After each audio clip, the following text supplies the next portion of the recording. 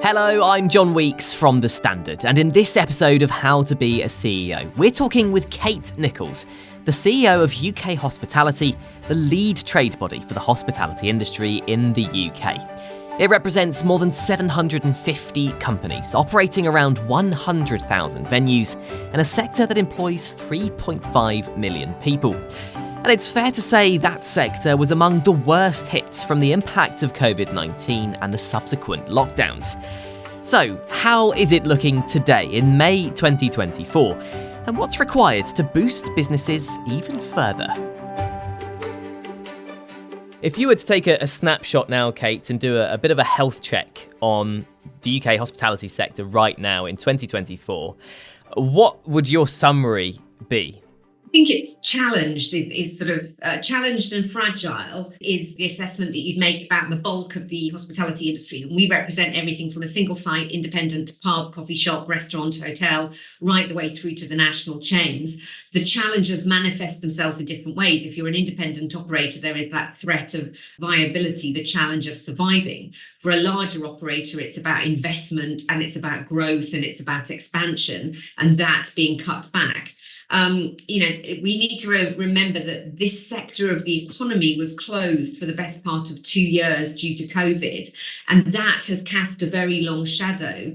It's taken a while for the sector to reopen and recover and get the footfall back, particularly if we're looking at business travel and overseas visitors. We haven't got all of our overseas markets back yet. And also, there is the shadow of COVID debt. They took on heavy debts as a result of being closed. So you've got long economic COVID impacting the sector. And that's meaning that you've got greater fragility than would otherwise be the case when you then go into a cost of living crisis and a cost of doing business crisis. So it's still a sector that represents great opportunities, strong potential for growth. We know that 2/3 of visitors domestically and internationally see hospitality as critical to their daily lives and their social lives, and it's something that they value. So it will recover. It's just taking longer than I think lots of people would have expected if you're sort of general listeners rather than those in the industry. And for anybody in the industry who's listening, I think you would sum it up as saying it's never been harder to turn top line revenue into bottom line profit. And so on that sort of recovery curve then, Kate, I mean, have you got a sense of where hospitality is in the UK, as you say, recovering from COVID and everything that came with it?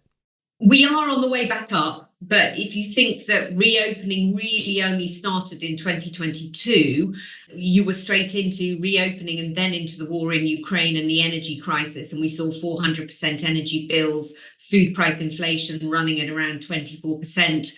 It's been double digit for 2 years. We've had a large chunk of costs go through the business in the first quarter of this year, particularly energy, wages and business rates.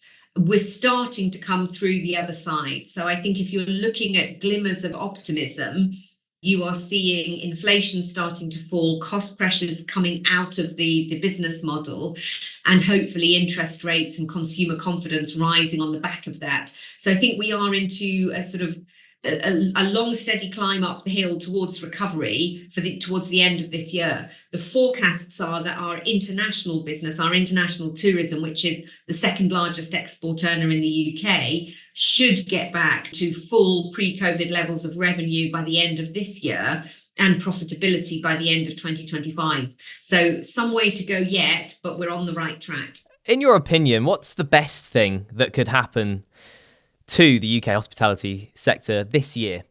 This year, the single quickest and easiest thing that would help inject some oxygen back into the P&L, drive demand, get footfall moving, help businesses to pay down their debts and get faster back to recovery would be to cut VAT. We know it worked during COVID when business faced challenges. We know it worked when Gordon Brown did it after the financial crash. So this year, if you were wanting to drive more demand, get growth going and ease the business pressures, VAT cut would help. And then if you're projecting forward into April next year, that's when we see business rates bills start to come back through in full, and a longer term permanent support to reduce business rates bills. Pre-profit taxes would undoubtedly help. And presumably that's what you're pushing for currently then? Absolutely. I mean, that's been consistent. What we've been talking to the government about, to the opposition parties, to MPs of all political persuasions over the course of this year into the budget. And as we go into a general election, those are the messages we're taking into the election. We need root and branch reform of business rates. We need to reduce the costs of employment and help us to invest more in our people. That's about apprenticeship levy. It's about training and skills. And it's about employer NICs as well as employee NICs. And then the third one, as I say, the quickest and easiest way to get some injection of growth would be to cut VAT. Those are our three areas that we're talking to the government about. It's all about helping the hospitality industry to serve Britain better, to deliver good quality jobs and invest in places that people want to work, invest in, grow and visit. And I imagine in your role, Kate, it's quite a varied role, but it's quite unique as well, I imagine, for a CEO to be involved with, an organisation that lobbies the government in such a way that you do. How do you find that sort of part of the job? Do you enjoy it? Do you find it fruitful enough? Yes, I mean, I do enjoy it. I suppose uniquely for a CEO, I spend more of my time in that space, in external relations and then stakeholder engagement, than most CEOs would, closely followed by very close engagement with my members and my investors and my supporters. As a CEO, you're not usually in that corporate communication space, but that's the nature of the business of a trade association. So fortunately, it's an area that I have a background, history, experience and skills in. But it means that I have a really good team behind me who work on the operational and financial and commercial side of the business. And I think normally in a normal environment, you would flip it the other way, and the CEO is normally on the operational side and less on the sort of corporate communications. I really enjoy it. It is vibrant and diverse, and although I have a small team who deliver the services, I have effectively 750 member companies who between them operate 150,000 outlets across the UK, each and every one of whom is actively engaged in the messages that I am delivering and that, effectively are my board, who I report to and who I am working on behalf of. Let's go to the ads now. We'll be back after these.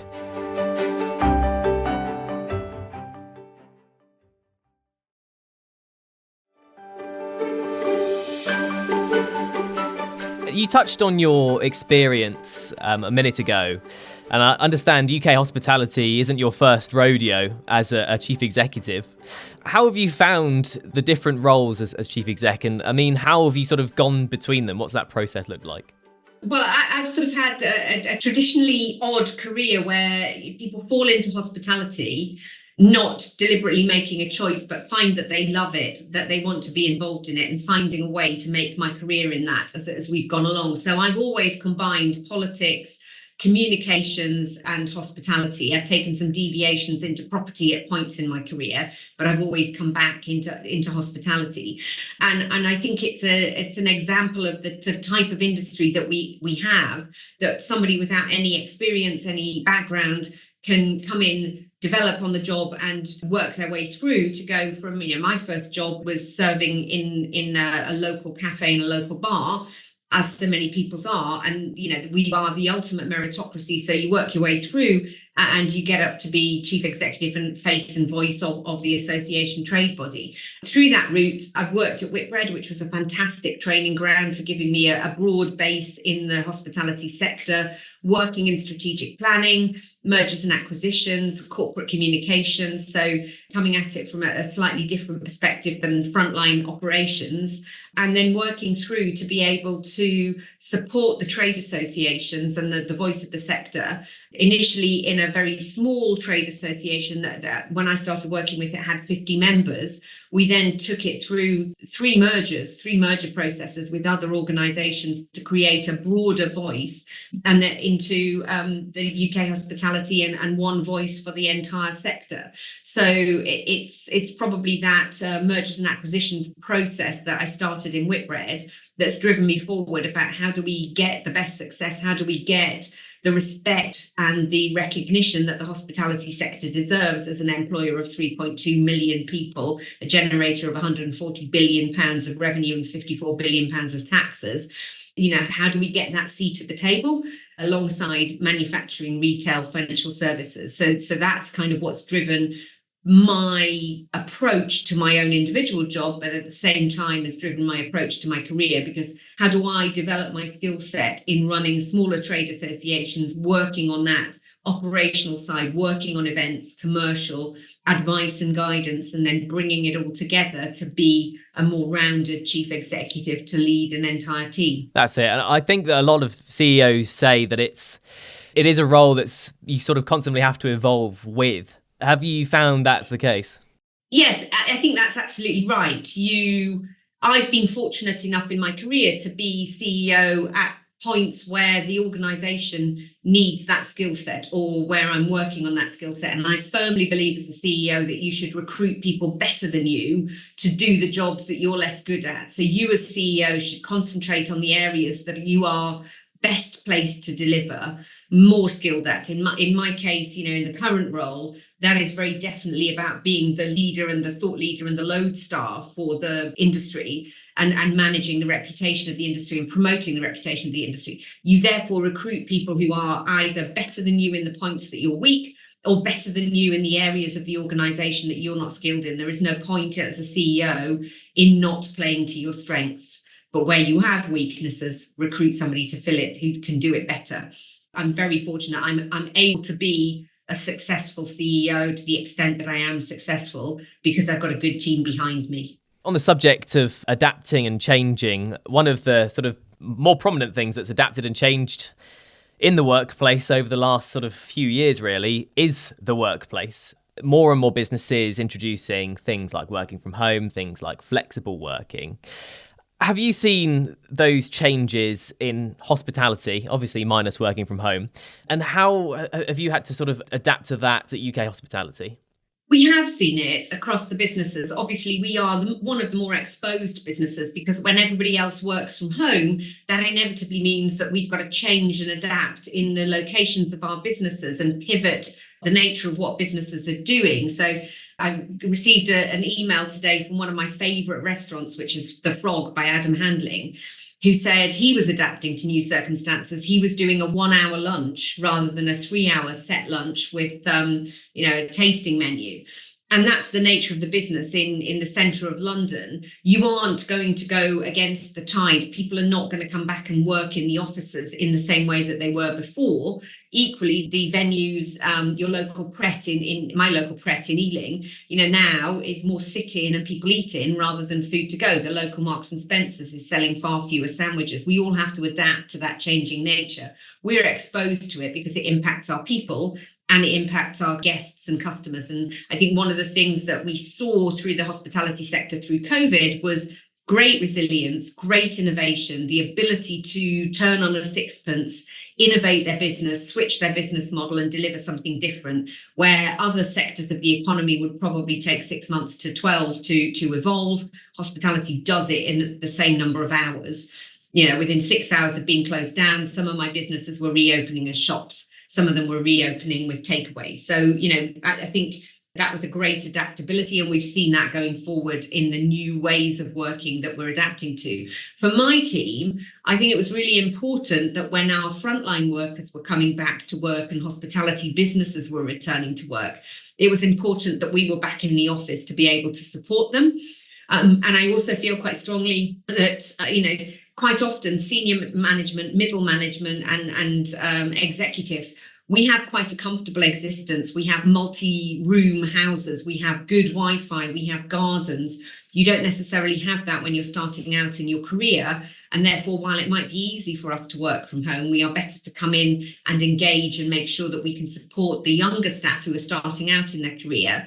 And in a sector that we work in, and it's such a people industry, people learn how to influence, to write press releases, to do consultation responses, to engage with politicians. They learn that by watching middle managers and senior managers do it. So we need to bring people back in so that people don't lose out. And finally, I think, for mental health and well-being, making sure we've got the right work-life balance, which might be bringing people back into work, is really important. And in terms of other sort of adaptations, another big trend sort of post-pandemic is a word you'll either love or hate, which is staycations. How significant do you think they've been, certainly for the UK? Okay, I'm going to address it up front. I hate the word staycation. That is a domestic holiday. It's just as good. You are spending away from home. Actually, for our balance of trade deficit, it's better if we can encourage more British people to have a holiday at home and get international visitors, we suddenly develop the economy. A staycation to me is I'm staying at home in my house and doing day trips. So the two are very different. Staycations, I think, have been important as day trips and people have explored their local area. And then domestic holidays, we've seen a real boom in domestic holidays, both on the back of COVID when people were nervous about travelling or couldn't travel or had cancellations. And then last year we saw it with all the travel disruption in the airlines and the airports. If your half-term break was only 4 or 5 days and 2 of those were sat in an airport or you couldn't guarantee to get back home, going to Dorset, Devon, Durham, Northumberland, Cornwall, all the brilliant places. I think lots of people discovered that there were great parts of the UK that they hadn't visited before and they could get to relatively easily, and it was just as good. So I think that's a trend that we've seen continuing. We always battle against the weather. That is the one thing we can't sort. And that over the last 6 months, that's taken a heavy toll on our retail, our high streets and our hospitality businesses. The weather has really got everybody down. So I don't blame people for wanting to get a bit of sunshine, but I do explore the rest of the UK as well and then boost the local independent hospitality businesses that are there that are creating great places for people to grow and work and invest and live. So for young entrepreneurs listening to this podcast, Kate, what's the most surprising thing you've learned about business, about hospitality, about travel from being a CEO in the sector? I think for our sector in particular, we are super collaborative. And I think that's the thing that surprises people from the outside. So if somebody is thinking about coming into hospitality, we have so much support network available to you to help you. People are always willing to pick up the phone and help develop people's careers, support their business. And I'm surprised when I go to other sectors of the economy, it's not quite as open and collaborative as it is in hospitality. We are very easy to set up a business in. We are the most entrepreneurial sector. And I suppose, the single message I would give, not just in the hospitality sector, is if you are an entrepreneur, if you have that mindset, you are going to be an entrepreneur. Corporate life isn't going to work for you, so just go ahead and do it. Do it. Don't be afraid of failing. You learn from your mistakes, and failure doesn't mark you out for life. I set up and have set up 4 different businesses. Some have been very successful and I've sold them, a couple of failures, and you just move on and you can apply your entrepreneurial spirit and genes to a role if you find the right role for you, which I fortunately have. That was Kate Nicholls from UK Hospitality. Get more interviews, news and analysis from the Evening Standard's business team at standard.co.uk/business.